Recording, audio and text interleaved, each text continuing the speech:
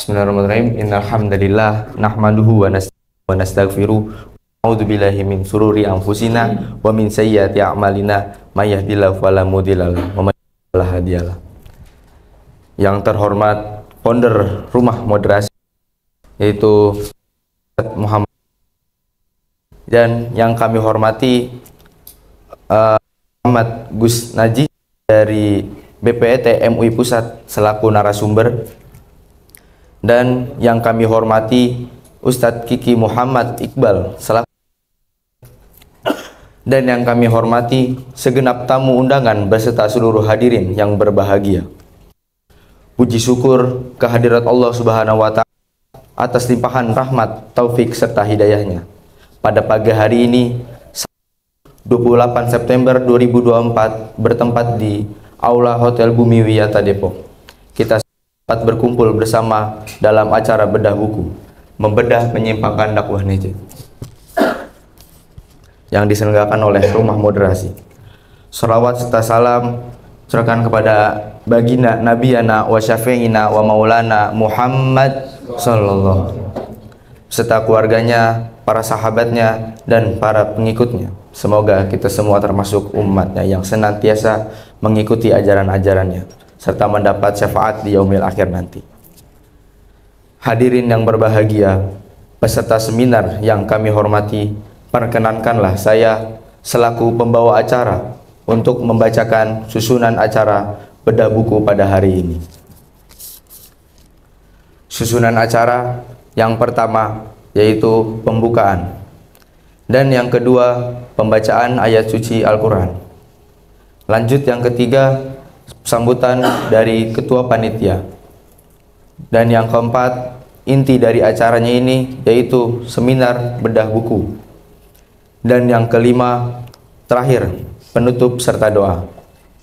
Hadirin yang berbahagia, sebagai insan yang beriman dan bertakwa, dan dengan harapan semoga acara pada pagi hari ini diberikan kelancaran oleh Allah Subhanahu wa Ta'ala, marilah kita buka bersama dengan bacaan Ummul Quran ala hadhihi niyya wa ala kulli niyatin sholihah. Al-Fatihah.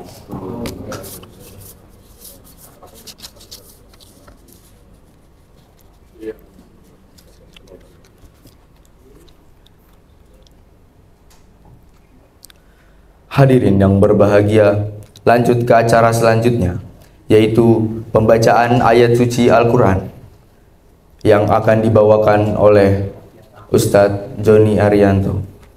Kepadanya dipersilakan.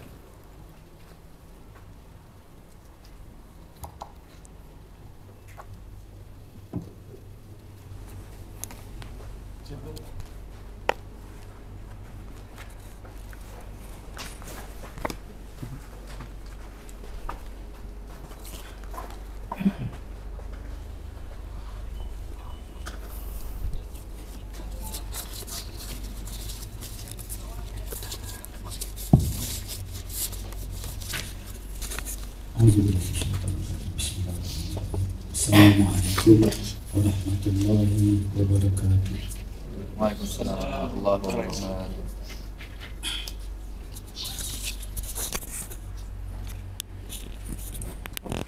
A'udzu billahi minasy syaithanir rajim.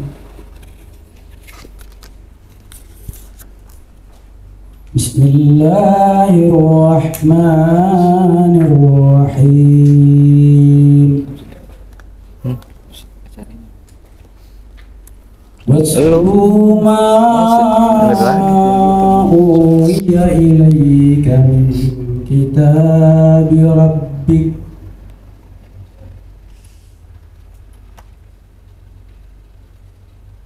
Watlu ma uhiya ilaika min kitabi rabbika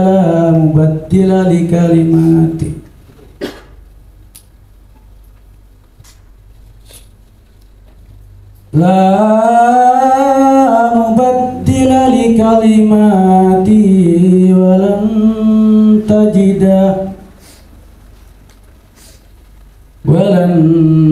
tajida min dunihi multahada.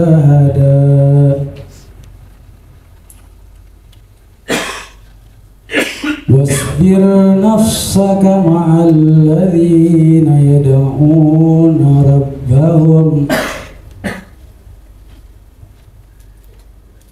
واصبر نفسك مع الذين يدعون ربهم بالغداة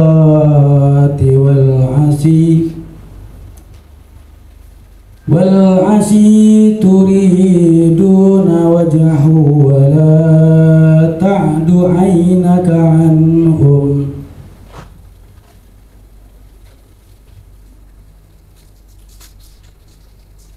تريد زينة الحياة الدنيا ولا تطع من أغفلنا تريد زينة الحياة الدنيا ولا تطع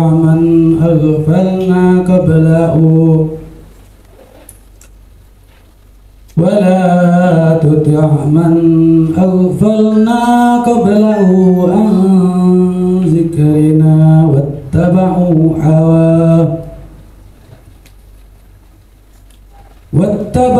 هواه وكان أمره فرطا واتبع هواه وكان أمره فرطا صدق الله العظيم. Assalamualaikum warahmatullahi wabarakatuh.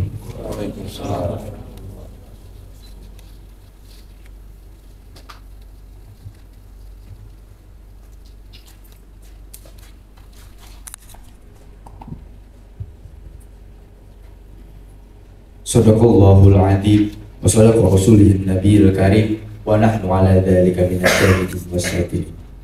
Terima kasih kepada Ustadz Joni. Semoga dari pembacaan ayat suci Al-Quran tadi acara ini diberkahi dan diridhoi oleh Allah Subhanahu wa taala. Amin amin. Hadirin yang berbahagia, acara selanjutnya yaitu sambutan dari panitia kepada saudara Al-Muhandis Yahya Ayas, dipersilakan.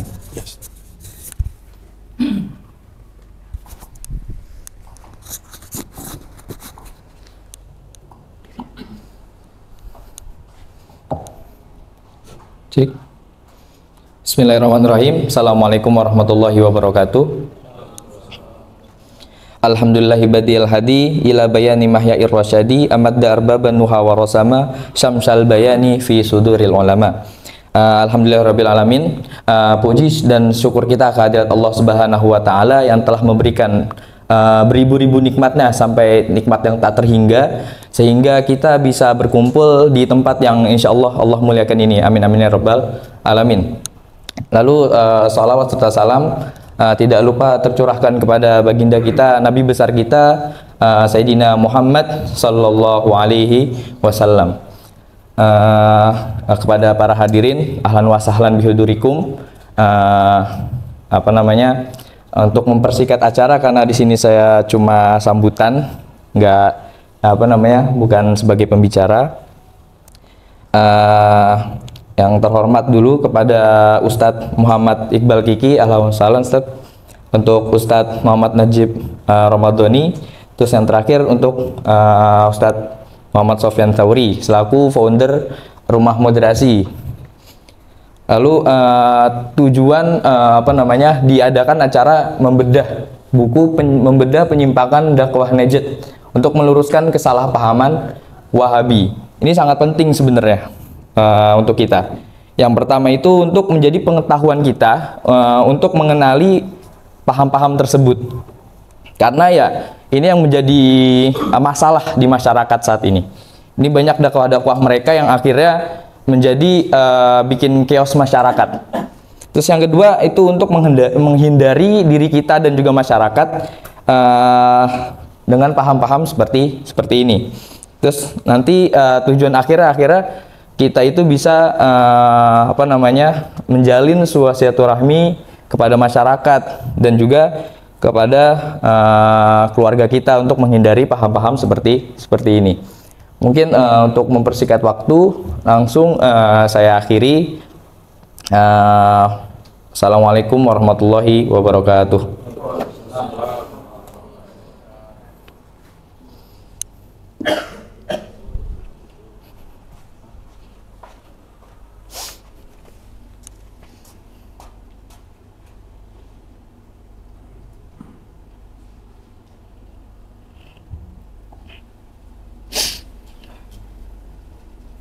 Hadirin segenap tamu undangan yang berbahagia, acara selanjutnya adalah acara inti, yaitu seminar bedah buku, membedah penyimpangan dakwah Najib.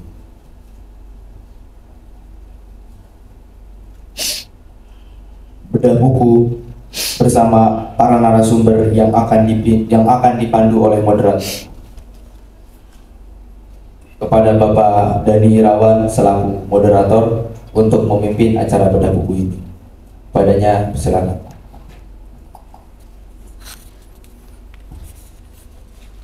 Bismillahirrahmanirrahim. Assalamualaikum warahmatullahi wabarakatuh.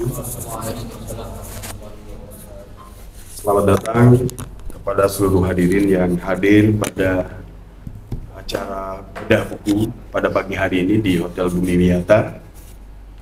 Semoga apa yang disampaikan dari perwakilan rumah moderasi terkait event yang sangat penting ini memberikan satu spirit dan semangat pada kita untuk lebih memahami ke depan bahwa banyak tantangan yang akan kita hadapi terkait dengan masalah-masalah yang terkait dengan masalah keagamaan. Perlu sekilas saya sampaikan sedikit terkait dengan buku ini. Jadi dengan judul Membedah Penyimpangan Dakwah Najd Meluruskan Kesalahpahaman Wahabi.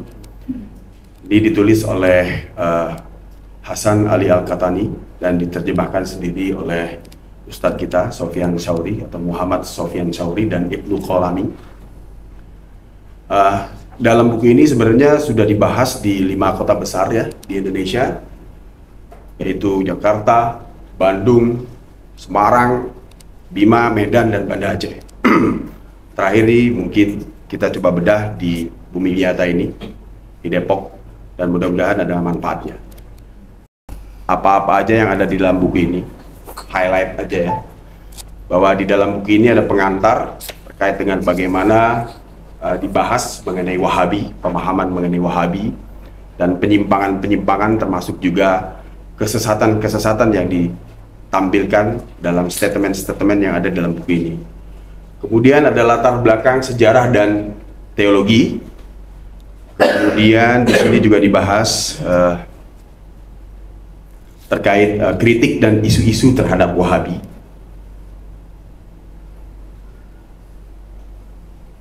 Dan terakhir, bagaimana meluruskan kesalahpahaman tentang Wahabi. Dan yang bab paling akhir, bab 5 ya, di bagian kelima. Jadi dibagi 5 frame ya dalam buku ini, yaitu pengaruh modern.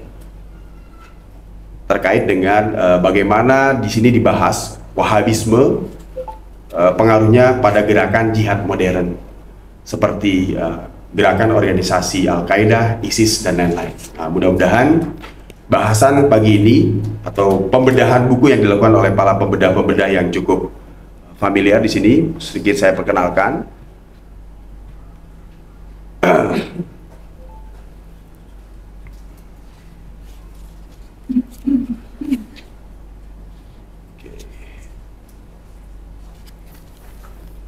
Saya double.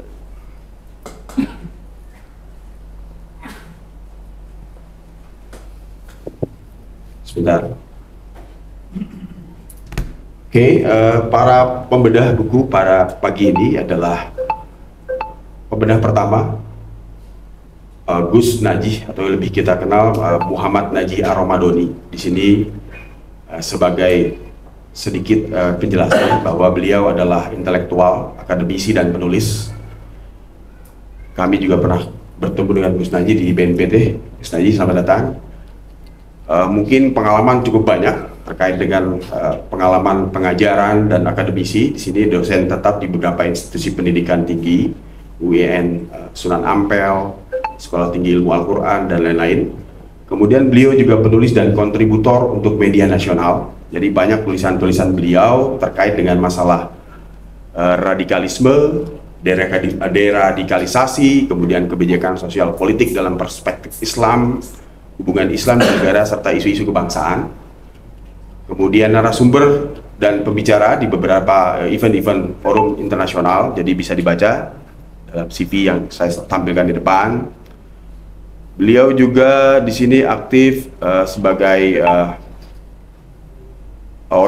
menjabat di organisasi-organisasi penting, jadi di Majelis Ulama, Asosiasi Penulis Islam Moderat, dan lain-lain. Jadi tepuk tangan dulu untuk pembedah kita yang pertama, Bapak Ustadz Gus Najih. Kemudian pembedah kita yang kedua, di sini tertulis atas nama Ustadz M. Iqbal, atau sering dipanggil juga di sini Kiki Iqbal, atau Kiki alias Ahok. Jadi ini informasi yang kami dapat. Beliau adalah ex-napiter atau narapidana terorisme, dan boleh dibilang ini sekelas Ustadz Sofyan Sauri mungkin ya, kalau dari sisi militansi.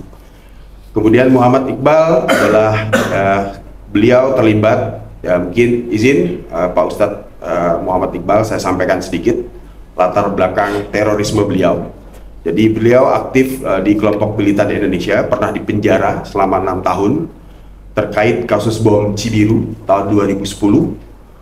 Kemudian juga motivator pelaku bom bunuh diri, wah ini keren juga, di Kampung Melayu 2017. Nah, untuk kasus terorismenya bisa dilihat di sini ada 3 kasus terorisme penting, jadi bom Cibiru, kemudian juga di beberapa kegiatan pelaku bom bunuh diri di Kampung Melayu. Di sini disampaikan bahwa beliau salah satu murid dari Bapak Ustadz Aman Abdurrahman. Jadi Pak Aman Abdurrahman ini adalah ideolog kelompok militan yang aktif di Bandung sebelum ditangkap tahun 2009. Tepuk tangan untuk Ustadz M. Kiki Iqbal. Kemudian yang terakhir, pembedah yang ketiga adalah pendiri atau founder dari Rumah Moderasi, yaitu Ustadz M. Sofyan yang kita kenal sebagai Sofyan Sauri. Beliau adalah penggiat deradikalisasi dan banyak sebagai narasumber terorisme. Di sini beliau juga sebagai konseptor pelatihan militer di Jantoy Aceh pada saat beliau menjadi teroris. Nah, keterlibatan langsung dalam terorisme beliau 13 tahun menjadi polisi. Kemudian banting setir bergelut dalam dunia terorisme. Jadi banting setirnya beda nih sama kita nih. Beliau banting setir menjadi teroris. Mungkin pengalamannya bisa kita dengar nanti dalam buku ini. Perjalanan ideologi ini dimulai ketika kehidupan beliau, Bapak Ustadz Sofyan Sauri, sebelum terpapar pemahaman kekerasan, di mana ia dan keluarganya tergabung dalam kelompok NU, dan juga latar belakang keluarga yang bekerja di kepolisian. Saya tahu karena Bapak beliau juga salah satu anggota polisi, Ustadz Sofyan. Karena merasa kecewa dengan sistem penegakan hukum dan pemahaman yang ia telah pelajari, Bapak Ustadz Sofyan akhirnya masuk dalam kelompok kekerasan, membuat pelatihan di Bukit Jalin, Kota Janto untuk merealisasikan aksi jihad dan IDA. Tepuk tangan untuk Ustadz Sofyan Sauri. Kurang lebih itu gambaran prolog atau pandangan pertama terkait dengan acara kita terkait dengan membedah penyimpangan dakwah dari Najd. Mungkin untuk tahap pertama, sebagai pembedah pertama, Ustadz Gus Najih, Ustadz Sofyan, Ustadz Sofyan. Sebagai pembahas pertama, Ustadz Sofyan akan menyampaikan terkait dengan apa yang topik-topik penting apa yang perlu dibahas atau dibedah di dalam buku ini. Waktu kurang lebih 30 menit. Terima kasih. Silakan waktunya. Bismillahirrahmanirrahim. Assalamualaikum warahmatullahi wabarakatuh. Waalaikumsalam. Innal hamdalillahi nahmaduhu wa nasta'inuhu wa nastaghfiruh wa natubu ilaih wa na'udzubillahi min shururi anfusina wa min sayyiati a'malina may yahdihillahu fala mudhillalah wa may yudlilhu fala hadiyalah. Asyhadu an la ilaha illallah wahdahu la syarikalah wa asyhadu anna Muhammadan abduhu wa rasuluh. Allahumma shalli wa sallim ala nabiyyina Muhammadin wa ala alihi wa ansarihi wa junudihi wa man tabi'ahum bi ihsani ila yaumil amma ba'd. Fa inna asdaqal hadits kitaballah wa kharal hadi Muhammadin sallallahu alaihi wasallam wa syarrul umuri muhdatsatuha wa kullu muhdatsatin bid'ah wa kullu bid'atin dhalalah wa kullu dhalalatin finnar. Ikhwanu fiddin, ikhwan wa akhwatu fillah yang dirahmati oleh Allah Subhanahu wa taala, ahlan wa sahlan. Kita bersilaturahmi, kita mencoba mengkaji bedah buku yang saya terjemahkan. Jadi sekilas pandang terhadap buku ini kita terjemahkan ketika munculnya gonjang-ganjing munculnya kelompok ISIS ya di dunia Islam, dan bagaimana kemudian kelompok-kelompok ini melakukan banyak aksi teror. Sebetulnya kita sih nggak aneh, nggak asing gitu, karena kita sejak tahun 2000-an sudah akrab dengan pemikiran-pemikiran ini gitu. Dulu saya paling kecewa kalau dikatakan Salafi Wahabi ini adalah kelompok ekstrim, apalagi sampai dibilang kelompok teror. Itu kita bela terus tuh, karena kita nggak percaya. Sampai kemudian tanpa saya sadari, saya akhirnya masuk kelompok-kelompok ini. Ya, kelompok-kelompok ini, dan kemudian saya harus membayarnya cukup mahal, keluar dari kepolisian karena menganggap ini adalah sistem syirik, sistem togut. Sampai saya tertangkap oleh Densus 88 di tahun 2010 dan divonis 10 tahun. Nah, selama divonis 10 tahun, ya kita coba mereview pemikirannya sudah betul belum gitu, sudah final belum gitu. Jadi proses dalam mencari hidayah itu ternyata panjang. Sampai kemudian kami membahas sebuah kitab ini kita dapatkan sebetulnya dari Mimbar Tauhid wal Jihad milik Syekh Al-Maqdisi, ya, tokoh jihad, ideolog jihad yang mendunia, yang banyak menginspirasi gerakan-gerakan seperti Al-Qaeda dan kelompok-kelompok ISIS. Jadi buku ini ternyata dikarang oleh Syekh Syarif ya Al-Qatani. Dia merupakan zuriyah Nabi tapi dari Al-Idris. Ya, Al-Idris itu kebanyakan tinggal di Maroko. Kebetulan dia ulama Maroko. Yang kebetulan saya bilang dia cukup otoritatif. Kenapa dikatakan cukup otoritatif? Karena dia ex napiter juga kayak saya. Gitu. Dia terlibat dalam kasus bom Madrid yang menewaskan 189 orang. Ya, tapi entah keterlibatan langsung atau tidak, yang jelas murid-muridnya diantaranya para pelaku itu. Sehingga dia termasuk ditahan, dan kemudian setelah ditahan di penjara 2006 dia mempublikasikan tulisannya di Mimbar Tauhid wal Jihad. Sehingga kita sedot dalam-dalam. Ada dua kitab di situ. Pertama kali ditulis yaitu di tahun 2006 dia menulis misalnya Nadzarat fi Da'watun Najdiyah. Gitu. Jadi selayang pandang terhadap Salafi Wahabi sebetulnya. Kalau kita tuh nyebutnya tuh dakwah Najd. Kalau orang-orang Aswaja menyebut dakwah Najd itu dengan istilah Salafi Wahabi. Tapi namun demikian kata-kata Wahabi ini jangan dianggap hinaan. Itu lakop-lakop yang kalau kata Syekh bin Bas di dalam situsnya adalah syarifun, lakop syarifun wa azimun. Ya, lakop-lakop yang mulia dan agung. Gitu. Jadi nggak boleh tersinggung. Kalau kita salafi di sini, kalau kita dibilang Wahabi marah. Padahal itu disenangi oleh Syekh bin Bas sendiri. Nah, kemudian nggak lama, kemudian setelah 4 bulan dia nulis lagi, ya, yaitu dengan judul adalah Al-Ajwibati wal-Ajwibatu wafiyah an asilati zakiyah. Ini tulisan yang kedua yang isinya mirip-mirip, yaitu membantah tentang narasi-narasi kelompok Salafi Wahabi ekstrim ya di zamannya Muhammad bin Abdul Wahab. Ya, kemudian baru yang terakhir, tapi saya letakkan di bab pertama, yaitu tentang Da'watun Najdiyah wa Harakatul Jihad. Ya, bagaimana gerakan-gerakan Najd itu dia menginspirasi sekali yang namanya gerakan-gerakan jihad modern semacam Al-Qaeda dan kelompok-kelompok ISIS. Ini genealoginya ya. Ini menjadi hal pembahasan yang sangat penting gitu. Karena saya melihat ya masih banyak orang yang mencoba melindungi ya. Kemarin setelah dari Bumi Wiyata, saya naik Grab menuju ke hotel Art Hotel ya di daerah depan Polda Metro Jaya. Kebetulan supirnya ini kayaknya dari kelompok Salafi Wahabi gitu. Terus dia bilang, Ustadz, dia langsung panggil saya Ustadz gitu ya. kadang mungkin lihat jenggot saya dan sebagainya, kita ngobrol-ngobrol, ya biasa kita ngobrol sama siapa aja kita dakwah. Lalu dia bilang, saya ngaji dengan kelompok salafi Ustaz, menurut Ustaz gimana? Saya bilang begini, kelompok saya bilang, saya pernah bergabung dengan kelompok ini, gitu. Maka mereka tekstual, ya tekstualis dan sebagainya, yang kita baca sering, itu hampir sepakat ya bahwa ada tingkatan-tingkatan, tahapan-tahapan radikal. Pertama yaitu yang disebut sebagai praradikalisasi. Ya, praradikal ini orang mulai ketemu dengan komunitas-komunitas yang membicarakan tentang kebenaran, bicara tentang agama, dan ini ada di mana-mana, di kantin, di kampus, forum-forum seperti ini dan sebagainya.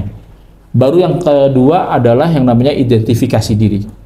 Mereka mulai menunjukkan jenggotnya, mulai menunjukkan pakaiannya, walaupun itu bukan simbol teror, tapi setidaknya mulai mengidentifikasi diri. Ketiga yaitu indoktrinisasi, mulai dapat materi-materi tentang ya kayak buku-buku yang saya bawa di depan ini, gitu. Lalu kemudian yang terakhir ada jihadisasi, yaitu melakukan aksi jihad yang sebetulnya itu aksi teror, tapi dibungkus dengan yang namanya jihad. Taib. Nah, Samir.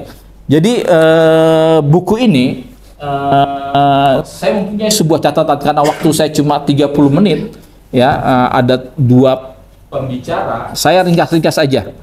Jadi kata Syekh Al-Qahtani di dalam buku ini yang saya tempatkan, ini buku tulisan terakhir, bukan terakhir beliau, maksudnya tulisan terakhir yang kemudian saya jadikan sebagai bab pertama, yaitu tentang Da'watun Najdiyah wa Harakatul Jihad. Kalau dalam edisi bahasa Indonesianya, di sini kita lihat ada di halaman, maaf,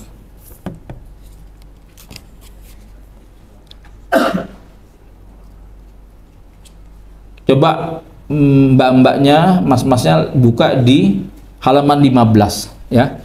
Di situ dijelaskan begini oleh Syekh Al-Qahtani ya, lalu muncul perselisihan yang sangat masyhur antara jamaah jihad dengan jamaah Islamiyah. Jadi Pak, di Mesir itu ada kelompok jamaah jihad dan jamaah Islamiyah. Yang jamaah Islamiyah ini merupakan underground organisasi daripada Ikhwanul Muslimin yang ada di Mesir. Karena Ikhwanul Muslimin pada waktu itu setelah digantungnya sehingga syahidlah semacam seperti Said Qutb, ya kan, sahibul daripada Ma'alim Fitarik, ya kan, Fidilali Suratu Taubah dan sebagainya, itu kemudian mereka membuat organisasi underground yang sebetulnya dikelola oleh orang-orang Ikhwan. Karena orang Ikhwan ini, para masyayihnya, para suyuhnya ini banyak lari kemudian ke Saudi, ya, ke waktu itu Saudi sangat berkepentingan dengan kelompok Ikhwanul Muslimin karena sedang menghadapi pan nasionalis Arab atau pan Arabisme yang dikembangkan oleh Jamal Abdul Nasser, yang kemudian ditampunglah jadi universitas nanti para syekh-syekhnya, di antara Syekh Yusuf Qaradawi, Syekh Said Sabiq, kemudian Muhammad Qutb, adik daripada Said Qutb dan sebagainya.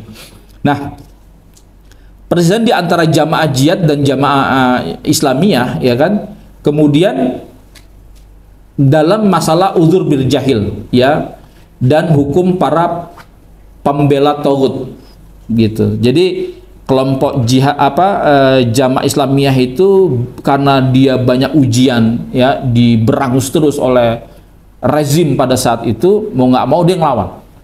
Ya, dia bikin kitab namanya Qaulul Qati Fiman Imtina Isyara'i, ya, kalimat tegas, ya, yaitu kepada orang-orang yang imtina isyara'i, yang menolak daripada syariat Islam. Jadi kelompok jamaah Islamiyah yang merupakan underground daripada kelompok Ikhwanul Muslimin itu menggambarkan rezim Mesir itu adalah kelompok yang mumtani'ah bisyaukah, kelompok yang menolak syariat. Ini harus diperangi nih. Dia ngambil kisahnya Ibnu Taimiyah ketika berhadapan dengan pasukan Mongol, ya, meyakini keislaman mereka tetapi boleh untuk diperangi. Tetapi kemudian buku daripada Qaulul Qati fi Man Imtina Isyara'i ini dibantah dengan buku Al-Jami' fi Thalabi Ilmi Syarif yang dikarang oleh Abdul Qadir bin Abdul Aziz, ya, bahwa nggak cukup cuma memerangi, tapi kita juga boleh untuk mengkafirkan secara ta'yin. Maksudnya secara ta'yin itu ada per individunya. Katanya begitu. Nah, kemudian bantah-bantahan ini membuat kedua jamaah ini nggak jadi bergabung nih. Ya, karena memang ada perbedaan. Bolehnya memerangi kata jamaah Islamnya, tetapi kata jamaah jihad yang dipimpin oleh Syekh Aiman dan Syekh Abdul Qadir bin Abdul Aziz boleh juga mengkafirkan secara ta'yin gitu. Dengan kias apa? Yaitu kias bagaimana para sahabat dulu ya itu telah berijma, sepakat memerangi daripada bala tentaranya Musailamah Al-Kadzab. Padahal bicara memerangi bala tentaranya Musailamah Al-Kadzab itu adalah persoalan-persoalan yang disebut dengan nabi palsu. Persoalan-persoalan yang sifatnya zahirah. Orang tahu, paham. Kalau nggak ada lagi, maksudnya nggak ada lagi nabi setelah Nabi Muhammad. Kalau ada orang meyakini ada nabi setelah Nabi Muhammad, berarti dia kufur. Dan itu ijma para ulama. Misalnya di Beji ini pernah ada orang yang ngaku sebagai nabi, namanya Ahmad Musaddiq. Ya pernah dengar kan? Dengan kelompoknya namanya Imla Ibrahim. Dan kemudian Majelis Ulama mengatakan ini udah perkara usul, perkara yang sifatnya zahirah kalau dalam pembahasan usul fikih, perkara-perkara yang jelas kemungkarannya, yang enggak mengkafirkan mereka karena mereka mengaku nabi palsu, diterapkan yang namanya kaidah man lam yukafir au syakka fi kufri fa huwa kafir. Bang, siapa yang enggak mengkafirkan mereka dan ragu-ragu dan kekafirannya, maka mereka kafir. Maksud iya ada nabi setelah Nabi Muhammad. Kalau ada yang mengaku nabi lalu diikuti, itu yang ngikutin juga jatuh kepada kekufuran. Itu maksudnya tuh persoalannya seperti itu. Nah, ini kalau dikiaskan kepada pemerintah hari ini yang belum sempurna menegakkan syariat Islam, ini nggak bisa gitu. Tapi jamaah jihad ini ngotot, nggak bisa kafir. Nah, dari mana dia dapat istilah-istilah begitu? Ternyata ada kitab induknya. Saya menyebutnya sebagai kitab primer. Ya, kalau buku-buku yang tadi ya di sini ada, saya bawa bukunya.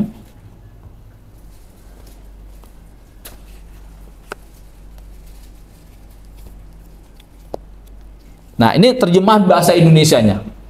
Yang menerjemahkan kawan saya juga, satu penjara, satu kamar sama saya juga, ya kan, yaitu Abu Musa At-Thayyar atau Ustadz Ubed. Dia menerjemahkan buku tadi Al-Jami' fi Thalabi Ilmi Syarif.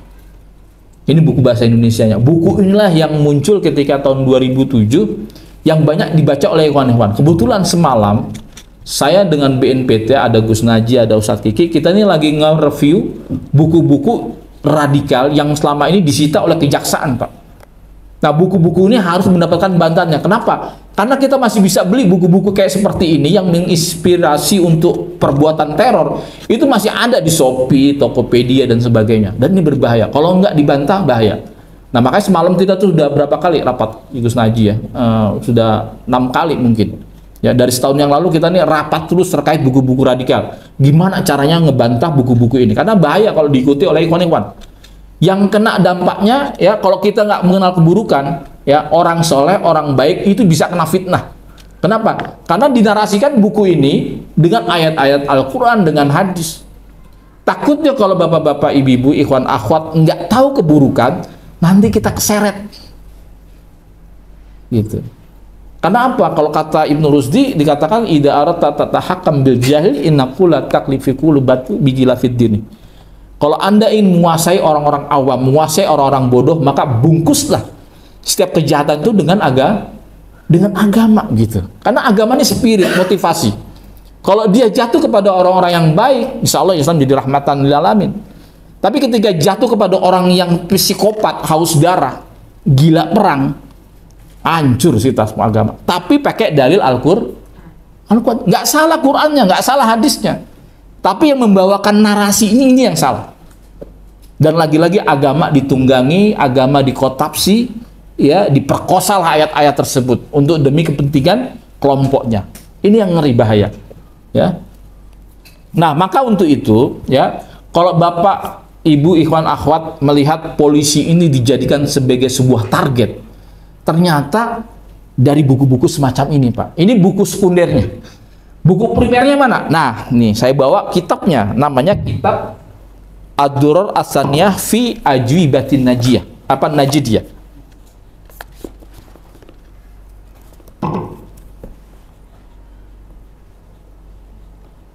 Nah ini, saya nggak rekomendasi Bapak Ibu memiliki buku kitab ini. Kalau nggak tahu cara bagaimana membacanya, nggak pernah menguasai apa, nggak pernah belajar usul fikih dan sebagainya. Karena ini buku menurut saya paling kacau, sableng. Ya, saya punya 16 jilid kitab ini. Ya, karena saya sebagai penggiat deradikalisasi, ya saya harus punya buku-buku seperti ini. Karena buku-buku ini yang menyebabkan saya jadi teroris juga gitu. Nah, di sini lucunya, kenapa polisi kok dijadiin target? Ini buku primernya, ya. Jadi di sini di halaman juz 9, di jilid 9, di halaman 289. Ya. Bismillahirrahmanirrahim. Alhamdulillah nahmaduhu wa nasta'inuhu wa nastaghfiruh wa ba'd. Ya, sampai kepada fa innahu qad balagani anna ba'dan nasi qad ashkala alaihi jihadil muslimin lihail hal huwa syairu amla. Katanya, ya, sesungguhnya telah sampai kepadaku salah satu Amir Najd, ya maksudnya cucu-cucunya daripada Muhammad bin Su'ud, ya salah satu penguasa daripada Diriyah. Dulu namanya wilayahnya namanya Najd. Makanya kita sebut sebagai gerakan Najd atau dakwah Najd. Yang kalau orang Aswaja bilangnya sebagai Wahabi atau Salafi Wahabi. Jadi qad ashkala alaihi jihadil muslimin. Ada yang muskil. Ya, ada yang puyeng nih, nggak nyambung. Kok bolehnya jihad kepada orang-orang Islam dari Hail. Hail itu perbatasan dengan Najd tapi sebelah barat daya. Yang dia berbatasan dengan Yordania atau negeri Syam. Itu ada namanya daerah Hail. Hail ini memberikan loyalitasnya kepada Turki Utsmani. Nah, jihad kepada orang-orang Halu Hail yang nggak memberikan loyalitasnya kepada orang-orang Najd, dia memberikan loyalitasnya kepada orang-orang Turki Utsmani, ini dihukumi apa? Padahal wilayah Najd, wilayah Hail, wilayah Najd dan wilayah Hijaz itu adalah wilayah daripada Turki Utsmani pada saat itu. Nah, memerangi ini disyariatkan apa enggak gitu. Lalu dijawab, ya, salah satu amir yang ketiga di generasi Abdul Aziz, dia bilang bahwa fa'aqulu billahi taufik al jihadu masyru'un li ahadil umur. Bahwa jihad memerangi orang-orang Hail yang memberikan loyalitasnya kepada orang-orang Najd itu disyariatkan. Di antara dalilnya adalah man kharaja al khuruju an taati waliyul amril muslimin faman kharaja an taatihi. Ya, katanya di sini dikatakan bahwa contohnya adalah orang yang keluar dari ketaatan kepada waliul amri. Ini kita bingung. Yang dimaksud waliul amri ini Turki Utsmani atau keamiran Najd. Tapi yang jelas orang-orang Hail ini memberikan loyalitasnya kepada Turki Utsmani, sehingga dia menganggapnya waliul amri saya ini adalah Turki Utsmani. Tapi dia dianggap sebagai orang-orang Khawarij oleh orang-orang siapa? Orang-orang Najd. Karena dia nggak taat kepada waliul amrinya, yaitu orang-orang Najd gitu. Kata dia, wajibu jihadi ala jami'il ummah walau kana kharijan musliman. Ya, katanya wajib jihad kepada orang-orang ini atas seluruh umat Islam, ya, sebagaimana jihadnya walaupun yang keluar dari ketaatan ini adalah seorang muslim. Sebagaimana jihadnya kama jahidi Ali bin Abi Thalib radhiyallahu anhu al-Khawarij. Sebagaimana jihadnya Ali bin Abi Thalib di dalam memerangi orang-orang Khawarij. Ini dianggapnya seperti itu. Yang kedua, amru tsani, yang kedua, saya nggak baca semuanya karena panjang ya, kita waktu cuma sedikit. Bima yujibu al-jihadu liman itasofa bihi adamu takfir musyrikin. Ya. Yaitu wajib jihad kepada orang yang berdiri satu saf atau mensifati daripada kelompok ini, yaitu adamu takfir muslimin, maksudnya dia menghilangkan pengkafiran kepada orang-orang musyrikin. Nah, orang-orang musyriknya siapa? Maksudnya orang-orang Turki Utsmani. Jadi Turki Utsmani itu yang masih muslim dan khilafah Utsmaniyah itu dianggap sebagai orang-orang musyrik yang nggak mengkafirkan. Sebagaimana orang-orang Halu Hail tadi, penduduk Hail, keemiritan Hail itu karena nggak memberikan nggak mengkafirkan orang-orang Turki, maka dia musyrik. Ada takfir musyrikin. Karena dia tidak mengkafirkan orang-orang musyrik itu. Maka di sini di bab paragraf yang ketiga dikatakan faman lam yukafir musyrikin minad daulati turkiyati wa ubadul kubur. Maka barang siapa yang tidak mengkafirkan orang-orang musyrik daripada daulah Turki, maksudnya orang-orang Turki Utsmani dan ubadul kubur dan para penyembah kuburan. Siapa sih penyembah kuburan ini? Ya, sebelum saya bahas tentang ubadul kubur, saya bahas bagaimana Turki Utsmani yang sudah sebegitunya membebaskan daripada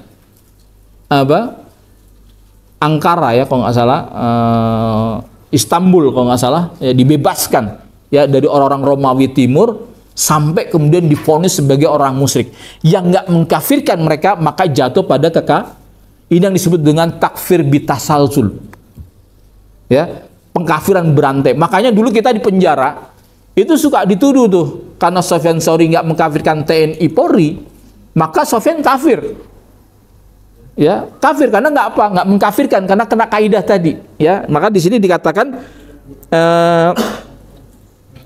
wa ubadul ka ahlil Makkah wa ghairihim, sebagaimana orang-orang Mekah dan selain daripada mereka, ya. Jadi di sini dikatakan barang siapa yang nggak mengkafirkan orang-orang musyrik dari daulah Turkiya dan para penyembah kuburan, ka ahli Makkah wa ghairihim, sebagaimana orang-orang Mekah. Jadi Mekah itu ketika itu juga dikuasai, Pak. Ya, dikuasai mereka sama orang-orang Najd ini. Ya, karena orang-orang Mekah ini dikafirkan, kenapa? Karena nggak mengkafirkan para daulah Turki tadi, gitu. Maka nanti bagaimana Mekah Madinah itu banyak yang dibunuh para ulama. Jadi kalau sekarang hari ini ada 250 sampai 300 kitab, ya, para ulama-ulama dulu di abad ke-18 19 itu karena memang mereka trauma dengan gerakan Najd, Pak. Sehingga saya akhirnya bisa sadar juga, oh, ternyata memang orang Aswaja itu begitu anti dengan Wahabi. Kenapa? Karena para ulama-ulamanya sudah menghati-hatikan, memberikan warning gitu. Ya, ini sampai seperti itu. Nah, kemudian apa? Dalilnya dari mana dalilnya? Dalilnya adalah qala Syekh Muhammad Ibnu Abdul Wahhab rahimahullah, ya, fi Nawaqidil Iman. Ya. Yaitu berkata Muhammad bin Abdul Wahhab, ya, di dalam Nawaqidul Islam, ya, Nawaqidul Iman, maksudnya di dalam kitabnya yang namanya Nawaqidul Islam, pembatal-pembatal keislaman, ya, yang ketiga adalah man lam yukafir musyrikin au syaka fi kufrihim au sahihu madhabuhum kufur. Ya, barang siapa yang tidak mengkafirkan orang musyrik atau ragu-ragu dengan kekafiran mereka, maka mereka termasuk kafir. Padahal kekafirannya seharusnya yang diijma'kan oleh para ulama. Misalnya tadi nabi palsu, atau yang disebutkan di dalam Al-Quran, misalnya inna fir'auna wa hamana wa junudahu makanu khati'in. Ya, sesungguhnya Fir'aun, Haman dan bala tentaranya adalah orang-orang yang salah. Ya, atau dalam surat Al-Lahab, ya, tabat yada abi lahabi wa tab ma aghna anhum, dan seterusnya. Itu kan bagaimana di dalam Al-Quran mentakyin, memvonis per individu, ya, Fir'aun, Haman dan bala tentaranya, termasuk Abu Lahab yang menentang dakwah Rasulullah, itu sebagai orang-orang yang bersalah gitu. Oke, kalau masalahnya memang disebutkan Quran atau diijma'kan oleh para ulama, tapi bagaimana kalau perkara-perkaranya masih ikhtilaf gitu, seperti polisi tentara, khilaf, ya, dan hanya klaim saja gitu, kata oh enggak kafir. Makanya jangan aneh, ya, selama 2 dekade ini hampir 40 polisi yang meninggal dunia gugur, ya, akibat operasi-operasi kawan-kawan kita dulu. Kan ngerikan. Ini perkara yang sifatnya sabtu dima. Padahal mereka ya, mondoknya nggak jelas, belajarnya nggak jelas, baru ikut daurah sehari 2 hari ngaku udah paling ulama, ya, baru belajar tentang bid'ah dia tabdi, ya kan, membid'ah-bid'ahkan, sampai nanti yang tingkatan paling tinggi yaitu sampai kepada takfir, Pak. Gitu. Nah, ini zina ada. Nah, kemudian di dalam kitab lagi, untuk mempersingkat waktu, di dalam kitab membedah penyembahan dakwah Najd, Syekh Al-Qatani, yang risalnya yang Harakatul Jihadiyah wa Harakatul Jihad, ya, Harakatul Najd, ya, ini adalah terkait dengan misalnya di sini dikatakan mereka mengkafirkan orang-orang yang mentakwilkan sifat-sifat Allah. Kita membedakan masjid aswaja atau bukan, ya biasanya masjid aswaja itu selalu bilang ada syair-syair ya sebelum maghrib itu, Allah wujud qidam baqa mukhalafatuhu lil hawadisi qiyamuhu bi nafsihi wahdaniyah. Nah itu kan ada, kita sering dengar, itu namanya akidah Asy'ariyah. Dan itu pun dikafirkan. Ini disinggung juga terkait bagaimana kitab Fathul Majid di sini. Jadi saya kebetulan bawa kitab Fathul Majid ya, terbitan DKI Darul Kutub Ilmiah. Nah ini merupakan syarah daripada Kitabut Tauhid, namanya Fathul Majid. Kitabut Tauhid ini karya daripada Muhammad bin Abdul Wahab. Ya, disyarahi oleh cucunya yang namanya Abdurrahman bin Hasan bin Muhammad bin Abdul Wahab. Ya, di kitabnya di sini dikatakan nih, ya, di halaman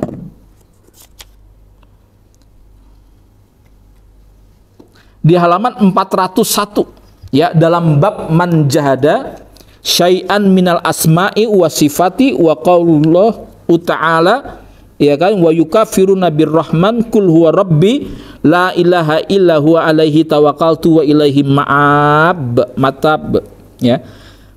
Ya, barang siapa bab, ya, dia membuat judul Muhammad bin Abdul Wahab ini, man jahada syai'an, barang siapa yang menafikan, menentang dari sesuatu, minal asma'i wa sifati, daripada asma dan sifat-sifatnya Allah. Maka kalau kita belajar usul fikih itu ada mana zahir, ada mana muawwal. Mana zahir dan takwil maksudnya. Ya, orang-orang NU, ya, atau orang-orang aswaja kebanyakan ketika ada ayat-ayat yang sifatnya itu adalah kayak sifat makhluk, misalnya wajahullah, wajah Allah, itu biasanya ditakwilkan, Pak. Kenapa? Karena nggak mungkin Allah tuh punya wajah. Tapi kalau antum mengaji di kelompok-kelompok Salafi Wahabi, ya wajah, ya Allah punya wajah, hakikatnya punya wajah. Wajahnya kayak apa nggak boleh dibayangkan, tapi Allah punya wajah. Ini namanya isbat.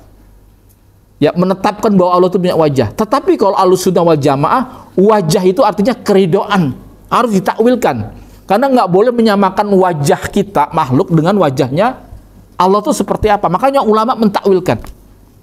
Atau ainullah, mata Allah itu ditakwilkan dengan yang namanya pengawasan Allah, bukan mata hakikatnya. Tapi kalau kita ngaji di Salafi Wahabi, Allah punya mata, hakikatnya punya mata gitu. Allah punya betis.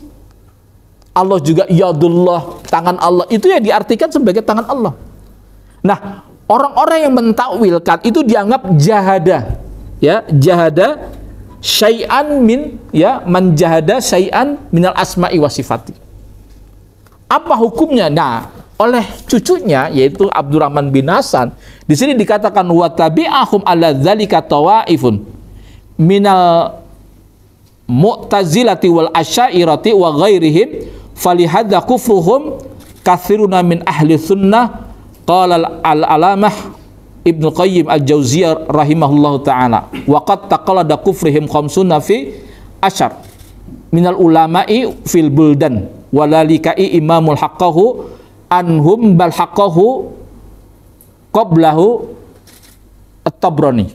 Ya, di sini dikatakan orang-orang yang mengikuti yang seperti itu tadi, yang maksudnya adalah orang-orang Asy'ariyah, ya, dari kelompok-kelompok minal mu'tazilati wa asy'ariyah, yaitu dari orang-orang Mu'tazilah dan orang-orang Asy'ariyah, ya, itu disebut sebagai mereka kebanyakan dikafirkan oleh Ahlussunnah wal Jamaah. Dia klaim nih, sebagaimana dia mengutip pendapatnya Ibnu Qayyim al-Jauziyah, orang-orang yang mengikuti telah dikafirkan oleh para imam Ahlussunnah wal Jamaah sebanyak 500 orang. Di sini ada, ya, di kita di bukunya Syekh Al-Qatani ini ada bagaimana para gerakan Wahabi itu mengkafirkan Asy'ariyah, para pentakwil sifat-sifat Allah itu sebagai seorang orang Jahmiyah dan sebagainya.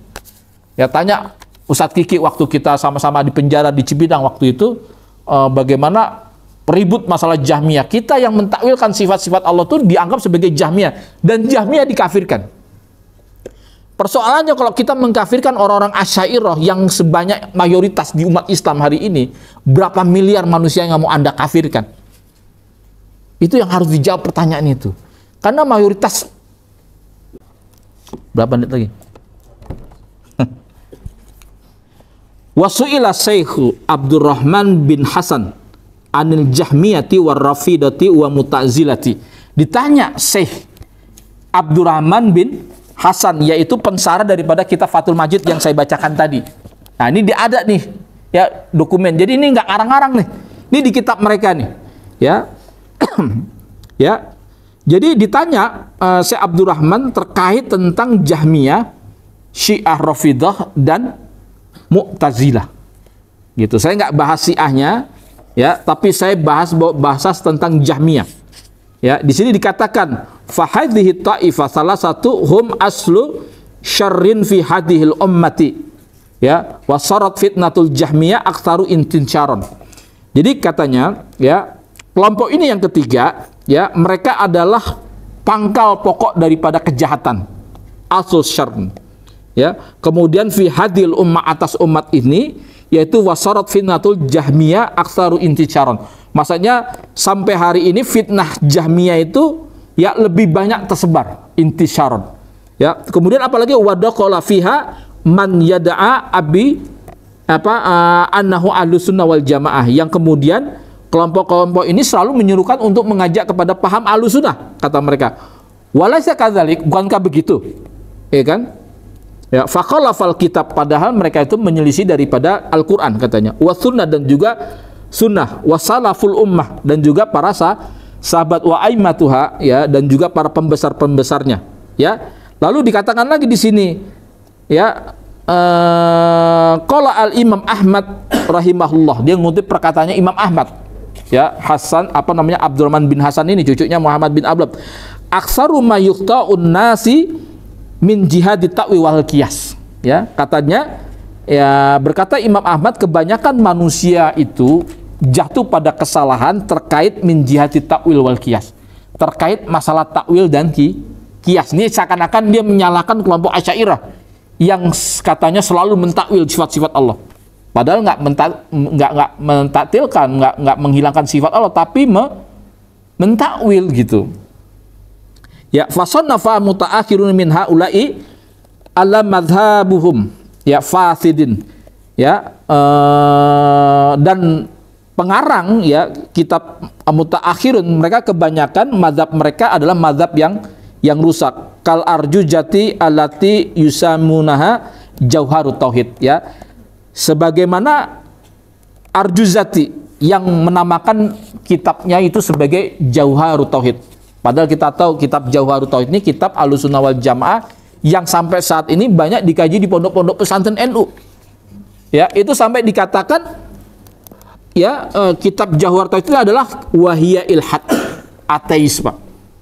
Ya, dianggap kitab ateis. Padahal ini banyak disarai, ada 200 yang mensarah daripada kitab Jauharut Tauhid, sampai ada nadhamannya. Ya kan? Wa ta'tilun. Ya, dianggap menafikan daripada sifat-sifat Allah. Ya, la yajuzu nazru ilaiha, enggak boleh lihat, enggak boleh baca, enggak boleh dipelajari. Ya kan? Walahum musannafatil akhar. Ya, wa nafu fiha ul rabbil alamin. Ya, kitab ini dianggap banyak menafikan daripada sifat-sifat mulia daripada Allah Subhanahu wa taala. Ya, sehingga dari sini ya banyak sekali ya mereka kemudian menuduh orang-orang Asy'ariyah. Saya ingat tadi ya, saya baca tentang Ubadul Kubur. Siapa sih Ubadul Kubur itu? Ya, Ubadul Kubur yang banyak disebut dalam kitab-kitab Najd seperti kitab Ad-Durrar Ats-Tsaniyah. Itu banyak, yaitu adalah pelaku istighosah, pelaku tabaruk, pelaku tawasul. Itu kan sebetulnya masyru', disyariatkan gitu. Tapi dianggap ini sebagai penyembah kuburan. Karena apa? Karena bertawasul kepada orang yang sudah mati dari orang-orang soleh itu adalah perbuatan syirik. Makanya jangan heran di 2017 coba lihat di Google.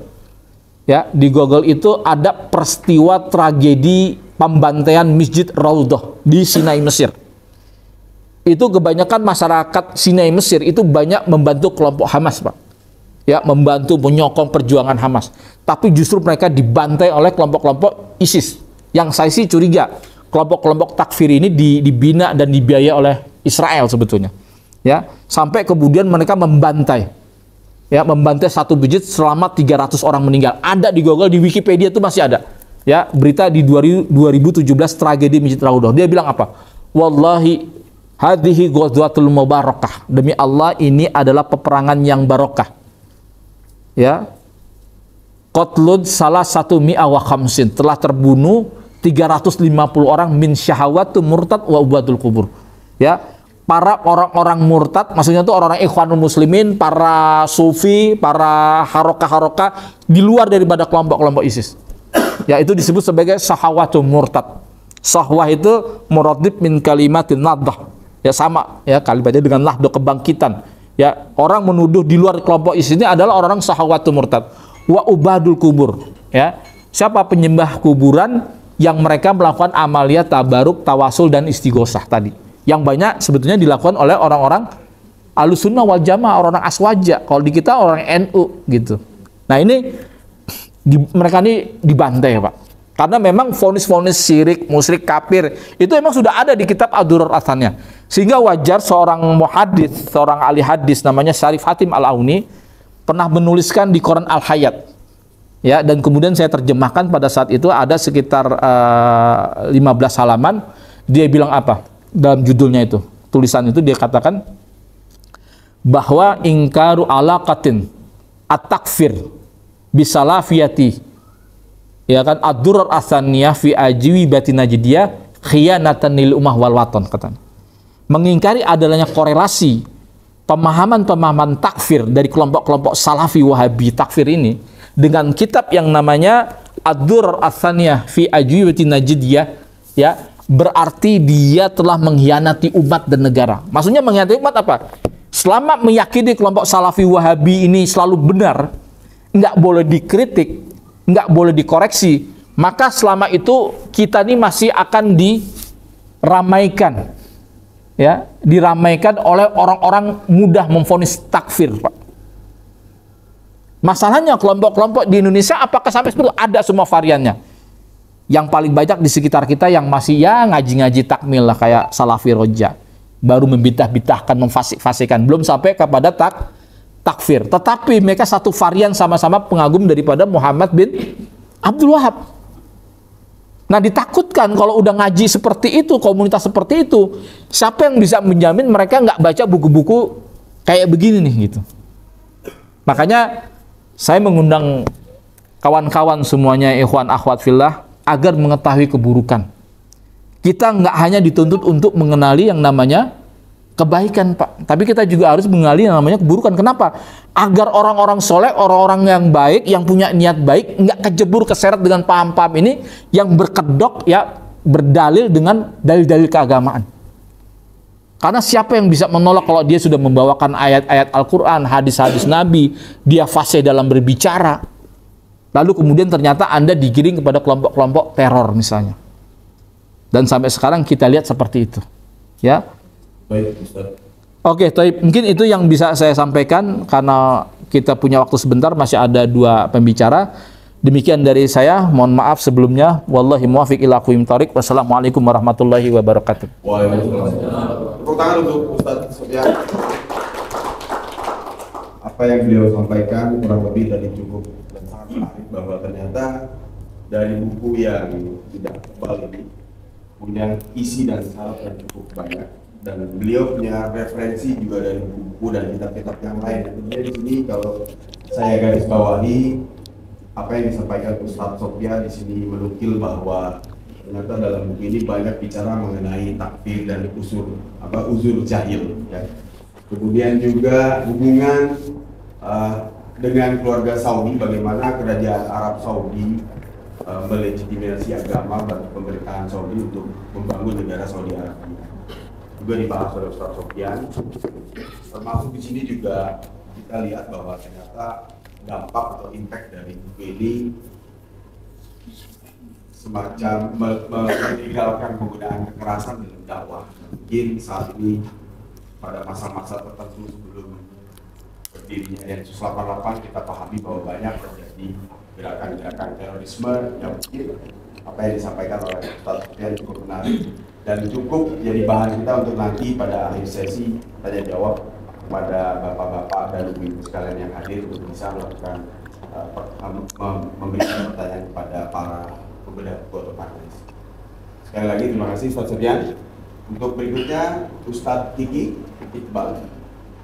Silakan maju ke depan. Saya rasa kedua panelis tetap di depan dan menarik. Waktu dan tempat kami persilakan.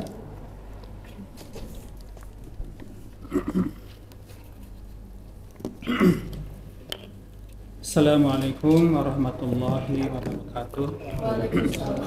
Assalamualaikum. Innal hamdalillah nahmaduhu wa nasta'inuhu wa nastaghfiruh. Innal hamdalillah nahmaduhu wa nasta'inuhu wa nastaghfiruh. Wa na'udzu billahi min